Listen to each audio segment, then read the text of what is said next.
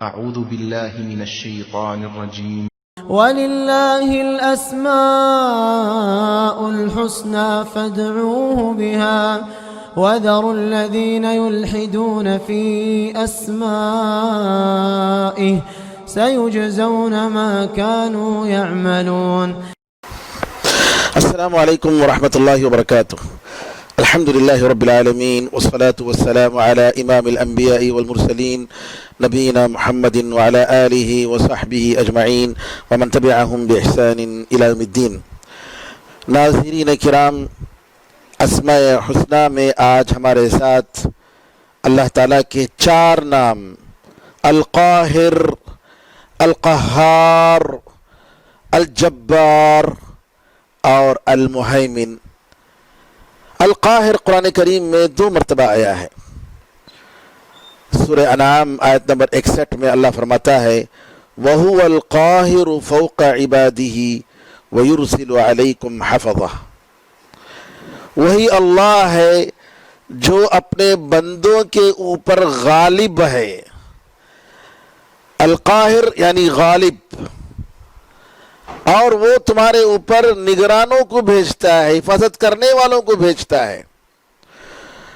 اسی طریقے سے القہار 6 مرتبہ قرآن کریم میں آیا ہے، اور 6 جگہ بھی الواحد کے ساتھ، الواحد القہار. القہار کا معنی زبردست طاقتور، زبردست غلبے والا. جیسا کہ سورہ رعد آیت نمبر 16 میں اللہ فرماتا ہے قُلِ اللَّهُ خَالِقُ كُلِّ شَيْءٍ وَهُوَ الْوَاحِدُ الْقَهَّارُ. کہہ دیجئے اللہ تعالیٰ اکیلا ہے،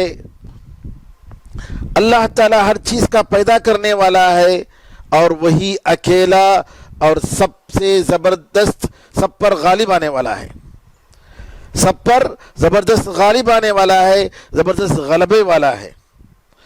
علامہ ابن جریر رحمۃ اللہ علیہ فرماتے ہیں کہ القاہر کا مطلب جو اپنے مخلوقات پر غالب ہے، ان کو بالکل اس کی ماتحت کرنے والا ہے، ان پر جو ہے فوقیت رکھنے والا ہے.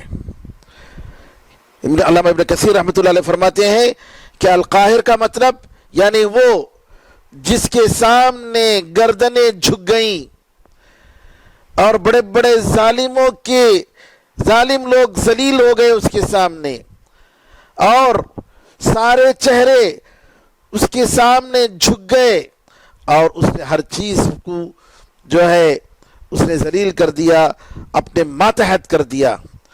سارے مخلوقات اس کے لیے اس کے سامنے عاجزی اختیار کرنے لگے، اس کی عظمت کے سامنے، اس کی جلال اور اس کی کبریا کے سامنے جھک گئے، اور اس کے سامنے ان کی کوئی حیثیت نہیں رہی، بلکہ سب کے سب اس کے حکم اور اس کے غلبے کے ماتحت ہیں.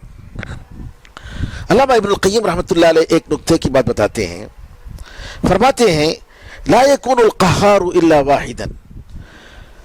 زبردست غلبے والا، سب پر غالب ہونے والا، وہ اکیلا ایک ہی ہو سکتا ہے. کیوں سب پر غالب ہے وہ؟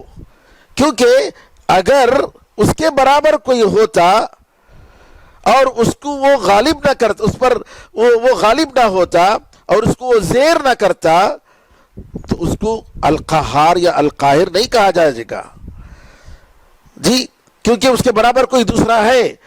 تو القہار جو سب پر غالب ہے وہ ایک ہے، وہ اکیلا ہے، اس کے ساتھ کوئی نہیں. علامہ سعدی رحمۃ اللہ علیہ فرماتے ہیں کہ القہار سے مراد وہ جو آسمانوں میں رہنے والے، زمینوں میں رہنے والے، سب پر غالب ہے، اور ساری مخلوقات اس کے سامنے سرنگو ہو کر کھڑے ہو گئے ہیں، اور اس کی عزت اور اس کی طاقت اور اس کے غلبے اور اس کی مکمل اقتدار کے سامنے سب کے سب ذلیل ہیں، سب کو سب سرنڈر ہو چکے ہیں. علامہ خطابی رحمۃ اللہ علیہ فرماتے ہیں القہار هو الذي قهر الجبابرة من عتاة خلقه بالعقوبة. وہی اللہ جس نے بڑے بڑے مخلوق ظالموں کو اپنے مخلوقات میں جو ظالم ہیں ان ظالموں کو اپنی طاقت اور اپنی سزا کے ذریعے ان کو ذلیل کر دیا، ان پر غالب آ گیا، اور ساری مخلوقات پر موت مسلط کر کے، موت دے کر ان پر غالب آ گیا۔ وہ اکیلے اللہ ہے اور باقی سب کے سب جی ہمیشہ کے لیے، ہمیشہ کی زندگی صرف اسی کے لیے ہے، اور ساری مخلوقات مرنے والے ہیں، موت ان کو ضرور آنی ہے۔ القاہر اور القہار پر ایمان لانے کا تقاضا یہ ہے کہ وہ اکیلا ہے اور اسی اکیلے کی عبادت ہونی چاہیے، اسی کی طرف ہمیں امید کے ساتھ قصد کرنا چاہیے، عبادت کی ساری قسمیں اسی ایک کے لیے ہونی چاہیے۔ جی جیسا کہ یوسف علیہ السلام اپنے قید خانے میں اپنے دونوں ساتھیوں سے کہتے ہیں، یا صاحب السجن ارباب متفرقون خیر ام اللہ الواحد القہار، اے میرے جیل کے دو ساتھیوں، بتاؤ کیا مختلف خدائیں یہ بہتر ہیں یا ایک اللہ زبردست غالب اکیلا اللہ وہ زیادہ بہتر ہے؟ اور اسی طریقے سے القاہر اور القہار پر ایمان لانے کا تقاضا یہ ہے کہ اللہ ہی پر بھروسہ کریں، اور اس کے علاوہ جتنے ذلیل اسباب ہیں جن پر اللہ غالب ہے ان پر ہم بھروسہ نہ کریں، بلکہ صرف اور صرف اللہ پر بھروسہ کریں، کیونکہ دوسرے جتنے بھی ہیں وہ اللہ تعالیٰ کے ماتحت ہیں اور ان کا کچھ نہیں چلتا ہے۔ اور اسی طریقے سے القاہر اور القہار پر ایمان لانے کا تقاضا یہ ہے کہ ہم اللہ تعالیٰ کی تعظیم کریں، اس سے ڈریں، اور سارے دوسرے مخلوقات کا ڈر اپنے دل سے نکال دیں، چاہے وہ کس کے لیے بھی ہو، کسی سبب کے لیے ہو، رزق کے لیے ہو، زندگی کا، موت کا، کسی بھی چیز کا خطرہ ہو، صرف اللہ تعالیٰ سے ڈرنا چاہیے، کسی اور سے نہیں ڈرنا چاہیے۔ اور القاہر کہ وہ سب پر غالب ہے، اس کا مطلب یہ ہے کہ اللہ تعالیٰ سب سے اوپر ہے، سب اس کے نیچے ہیں، ذات کے لحاظ سے، یعنی اللہ تعالیٰ کی ذات سب سے اوپر ہے، قدر و منزلت اللہ تعالیٰ کی سب سے اوپر ہے، اور قہر اور غلبہ جی سب کو وہ نیچے کیے ہوئے ہے، زیر کیے ہوئے ہے، وہ صرف اوپر ہے۔ تو سارے لحاظ سے اللہ تعالیٰ علو اور اونچائی میں ہے، اس پر ہمیں ایمان لانا چاہیے۔ اسی طریقے سے القہار یہ اللہ تعالیٰ کے خاص ناموں میں سے ہیں، یہ نام بندوں کو نہیں دینا چاہیے، بلکہ بندوں کے لیے اگر کہا جائے القہار کی صفت، یہ ان کی مذمت اور ملامت کی صفت ہے، اللہ تعالیٰ کے لیے تعریف کی صفت ہے، لیکن بندوں کے لیے، کیونکہ یہ قہار کا مطلب ظلم کے ساتھ آتا ہے، کمزوروں کے ساتھ خاص طور پر ظلم کرتے ہوئے، یہ ذکر اللہ تعالیٰ نے قرآن میں بھی اور لوگوں نے بھی اس کو ذکر کیا ہے۔ مثال کے طور پر قرآن میں اللہ تعالیٰ نے فرعون کے بارے میں بتایا کہ فرعون اور اس کی جماعت نے کہا، سورہ اعراف آیت نمبر 127 میں، سنقتل ابناءہم، یعنی ہم بنو اسرائیل کے اولاد کو ہم قتل کریں گے، ان کے لڑکوں کو قتل کریں گے، ونستحیی نساءہم، ان کی عورتوں کو ہم زندہ رکھیں گے، وَإِنَّا فَوْقَهُمْ قَاهِرُونَ، ہم ان پر غلبہ رکھتے ہیں۔ قاہر یہاں ظلم ہو رہا ہے تو قہر کا لفظ استعمال کیا بندوں کے ساتھ۔ فَأَمَّا الْيَتِيمَ فَلَا تَقْهَرْ، تم یتیم کے ساتھ سختی مت کرو۔ اسی لیے ابن القیم رحمۃ اللہ علیہ فرماتے ہیں کہ بادشاہوں کا نام القاہر، الظاہر یعنی سب سے غالب، یا جبار، المتکبر، الاول، الآخر، الباطن، علام الغیوب، اس طریقے سے کسی بھی مخلوق کا نام نہیں رکھنا چاہیے، اس کی صفت اس طریقے سے نہیں بتانی چاہیے۔ اسی طریقے سے القہار کا مطلب اللہ تعالیٰ کی عزت اور اس کی قوت کی صفت پر دلالت کرتی ہے جو اللہ تعالیٰ جس کے ساتھ خاص ہے۔ اور اسی طریقے سے القہار اور القاہر کا مطلب یہ ہوا کہ ہم اللہ تعالیٰ کے سامنے ذلیل ہیں، ہم کتنے ارادے اور پلاننگ کرتے ہیں لیکن اللہ تعالیٰ وہاں ہماری پلاننگوں کو فیل کر دیتا ہے۔ اسی لیے کسی نے کہا کہ عرفت ربی بفسق العزائم، کہ جب ہمارے پلان اور ہمارے ساری تدبیریں جب وہاں فیل ہو جاتی ہیں، ناکام ہو جاتی ہیں، وہاں میں نے اپنے رب کو پہچانا۔ جیسے آج انسان اس بیماری، اس کورونا کے سامنے عاجز ہے۔ ایک مرض 5 مہینے سے زیادہ ہو گئے، اس کا علاج اور مستقل علاج تلاش نہیں کر سکا، لوگ مرتے جا رہے ہیں۔ اللہ تعالی ہمیں اور آپ کو عافیت سے رکھے۔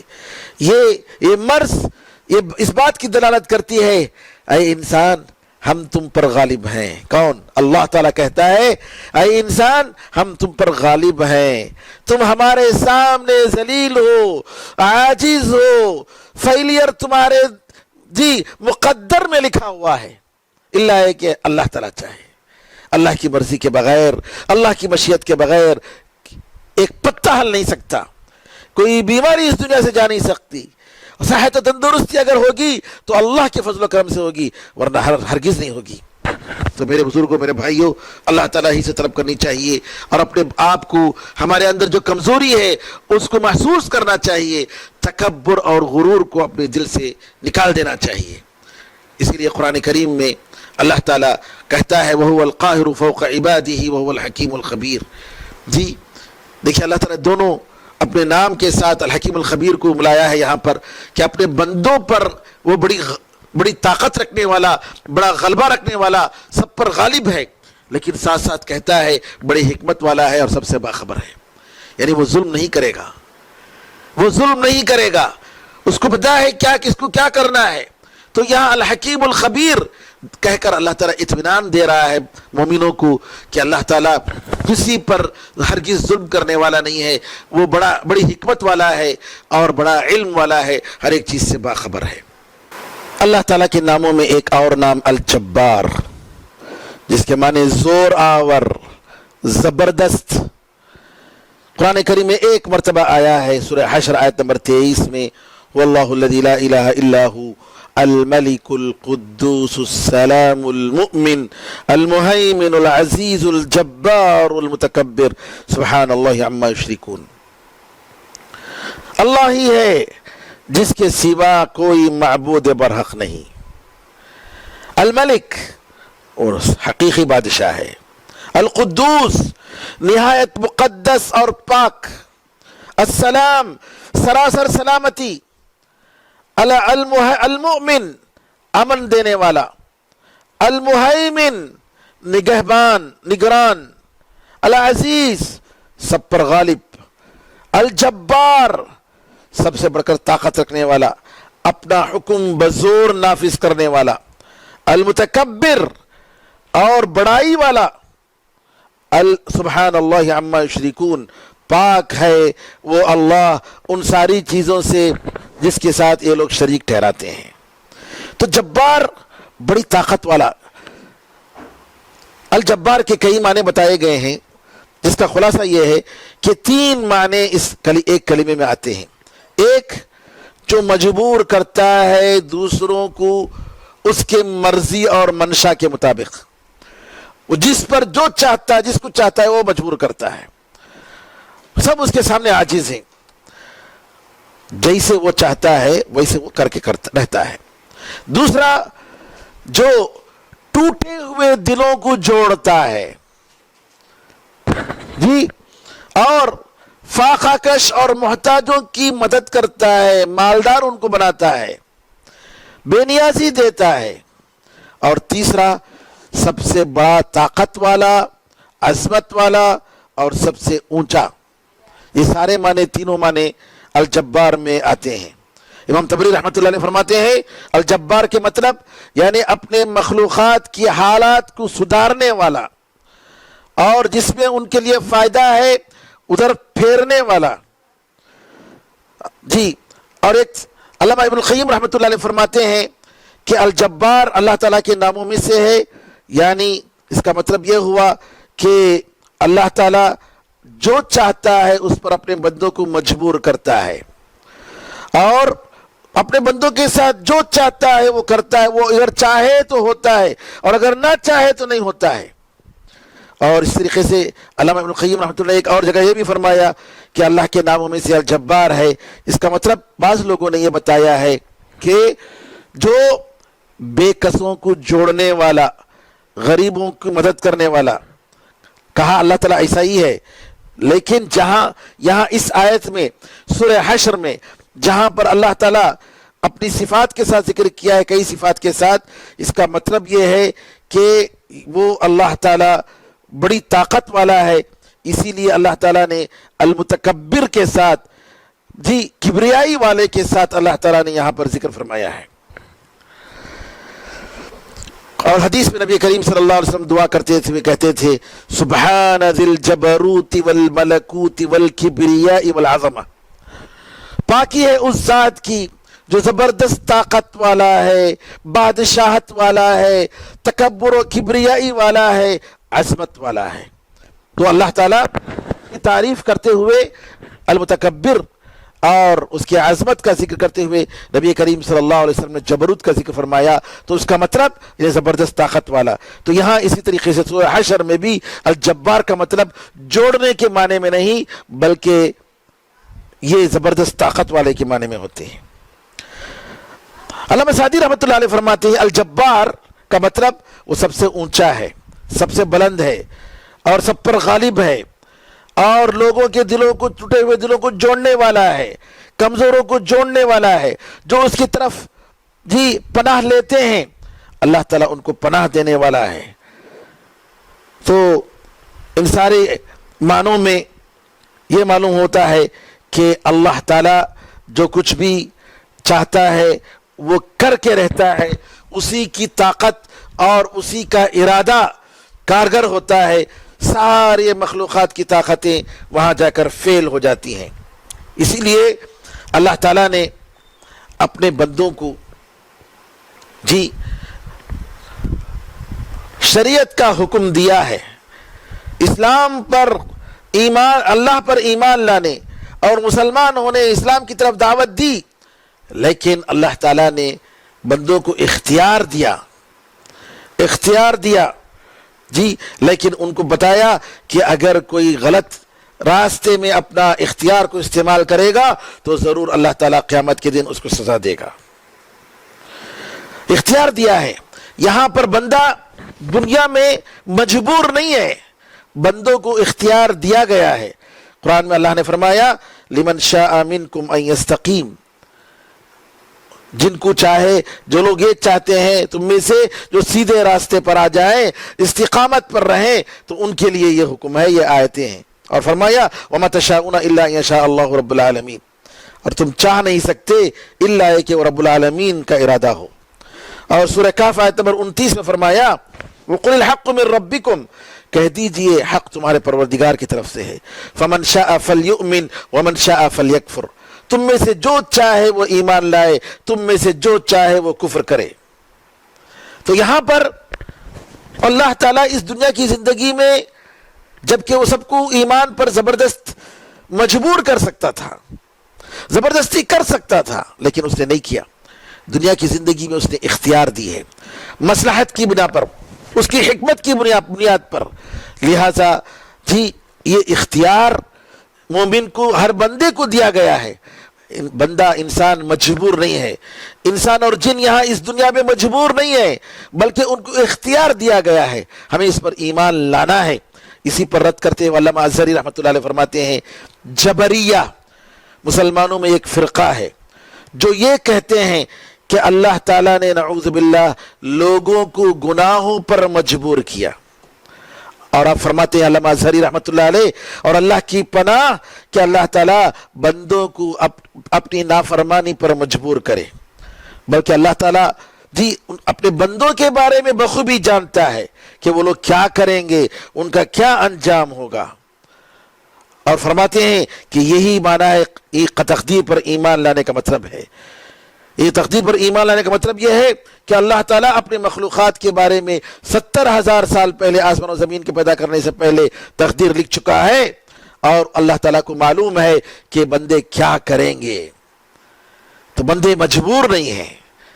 انسانوں اور جنوں کو اللہ نے مجبور نہیں بنایا بلکہ ان کو اختیار دیا، چاہے تو وہ نیک عمل کرے، چاہے تو برا عمل کرے. لیکن جو نیک عمل کرے گا اس کو جنت ملے گی، اور جو برا عمل کرے گا اس کو دوزخ میں جانا پڑے گا. الجبار الجبار پر ایمان لانے کے جو تقاضے ہیں اس میں سب سے پہلے یہ ہے کہ اللہ تعالیٰ کی تعظیم کی جائے، اللہ تعالیٰ کا خوف ہمارے دل میں بٹھایا جائے، اللہ تعالیٰ کے سامنے عاجزی، اس کے حکم کو قبول کرنا، اس کے نازل کردہ ہر آیت کو، ہر وحی کو قبول کرنا، چاہے وہ قرآن کی شکل میں ہو یا حدیث کی شکل میں ہو، اس کو ریجیکٹ نہیں کرنا، کیونکہ جبار اللہ تعالیٰ کی یہ صفت ہے۔ جی اس کا مطلب یہ ہے کہ ہم اس کے حکم کے سامنے اپنے آپ کو سرنڈر کر دیں اور اللہ تعالیٰ کے ہر حکم کو قبول کریں، ورنہ اللہ تعالیٰ ظالم اور نافرمانوں کو جو بدلہ دینے والا ہے وہ تو قیامت کے دن رکھے گا۔ جی اسی طریقے سے الجبار کا مطلب یہ کہ جو ہے اللہ تعالیٰ اپنے ٹوٹے ہوئے دلوں کو، اپنے بندوں کے دلوں کو جو بالکل ہی جی اللہ کے سامنے عاجز ہو چکے ہیں، جو اللہ تعالیٰ کی رحمت کے بڑے متمنی ہیں، اللہ تعالیٰ ان کی مدد فرماتا ہے، ان کو جوڑتا ہے، اللہ تعالیٰ ان کی مجبوری کو اللہ تعالیٰ دور کرتا ہے، ان کی حاجت پوری کرتا ہے، اور اللہ تعالیٰ جی ان کی حاجت روا کرتا ہے، ان کو بے نیاز کرتا ہے، جیسا کہ حدیث میں نبی کریم صلی اللہ علیہ وسلم جی دعا کرتے تھے، اللہم اغفر لی ورحمنی وجبرنی ورفعنی وہدنی وعافنی ورزقنی۔ دو سجدوں کے درمیان یہ دعا کرتے تھے کہ اے اللہ مجھے معاف کر دے، اے اللہ مجھ پر رحم فرما، اے اللہ میری کمزوری کو تو جوڑ دے، یعنی میرے اندر جو کمزوری ہے اللہ تو اس کو پوری کر دے، اے اللہ مجھے بلند کر، اے اللہ مجھے ہدایت دے، اے اللہ مجھے عافیت دے، اے اللہ مجھے رزق عطا فرما۔ یہ رہا الجبار کے بارے میں۔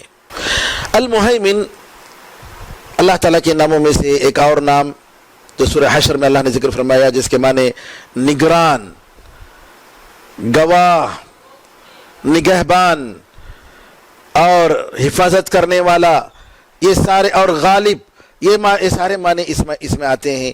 اور اللہ تعالیٰ نے اپنے قرآن کے بارے میں بھی یہ لفظ استعمال کیا ہے کہ وَأَنزَلْنَا إِلَيْكَ الْكِتَابَ بِالْحَقِّ مُصَدِّقًا لِمَا بَيْنَ يَدَيْهِ مِنَ الْكِتَابِ وَمُهَيْمِنًا عَلَيْهِ، یعنی یہ قرآن کریم اس سے پہلی والی کتابوں پر غالب، یعنی ان کو منسوخ کرنے والا ہے، ان کو کینسل کرنے والا ہے، اور یہ کتاب جو ہے آخری کتاب یہ سب پر غالب ہے۔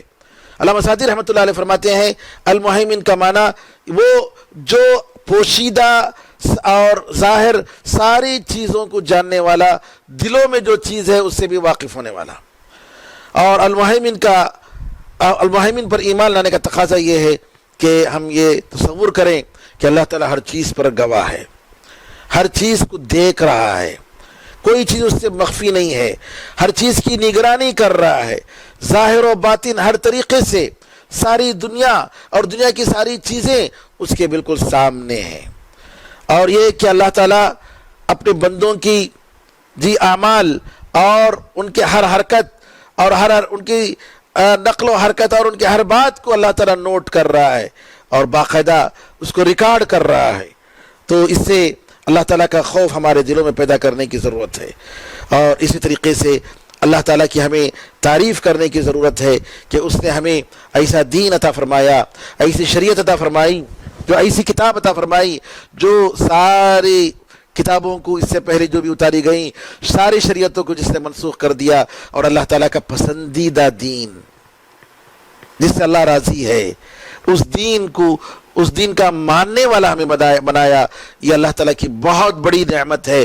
اس پر ہمیں اللہ کا ہمیشہ شکر ادا کرنا چاہیے، اور اس پر ثابت قدمی کے لیے اللہ تعالیٰ سے دعا کرنی چاہیے۔ اللہ تعالیٰ ہمیں اور آپ کو توفیق عطا فرمائے، اللہ تعالیٰ ہمیں اسلام پر، ایمان پر ثابت رکھے، اور ایمان پر اللہ تعالیٰ موت عطا فرمائے۔ اس دنیا سے رخصت ہوتے ہوئے لا الہ الا اللہ کہتے ہوئے ہمیں اللہ تعالیٰ اٹھا لے۔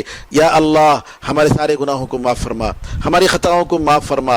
اے اللہ تیرے اسماء حسنہ کے اس علم کی برکت سے اے اللہ ہمارے اندر، ہمارے دلوں میں ایمان کو مضبوط کر دے، تیرا خوف ہمارے دل میں بٹھا دے، تیری محبت ہمارے دلوں میں جاگوزی کر دے۔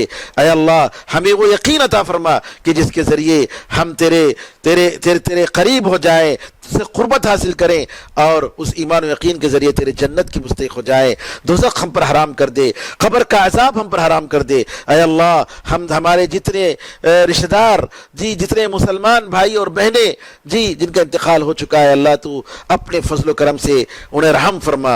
اے اللہ اس مرض میں جو مسلمان مبتلا ہو کر مرے ہیں, اے اللہ ان کو شہادت کا مرتبہ عطا فرما. اے اللہ جو مسلمان باقی ہیں, اے اللہ ان کی حفاظت فرما, ان کو عافیت فرما, ان کو صحت و تندرستی عطا فرما. اے اللہ اس دنیا سے جلد از جلد اس وبا کو پاک فرما. آمین یا ارحم الراحمین. والحمد للہ رب العالمین. والسلام علیکم ورحمۃ اللہ وبرکاتہ.